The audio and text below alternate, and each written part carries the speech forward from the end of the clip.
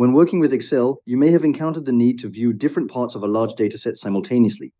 At that point, you might have noticed two useful features: split window and freeze panes.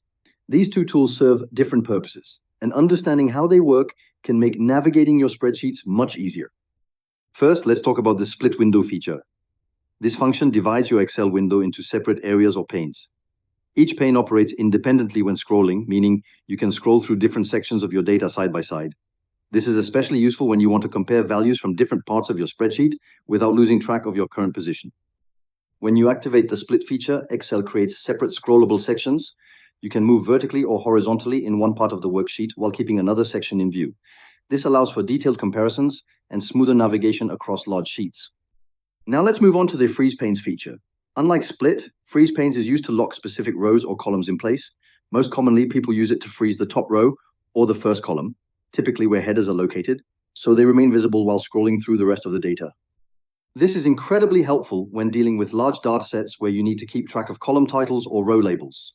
Freeze panes ensures that these headers are always in view, no matter how far down or across you scroll. So to summarize, split window allows you to scroll independently in different parts of your worksheet, while freeze panes keep specific rows or columns fixed for easier reference. Both tools are valuable for improving efficiency and accuracy when analyzing data in Excel 365.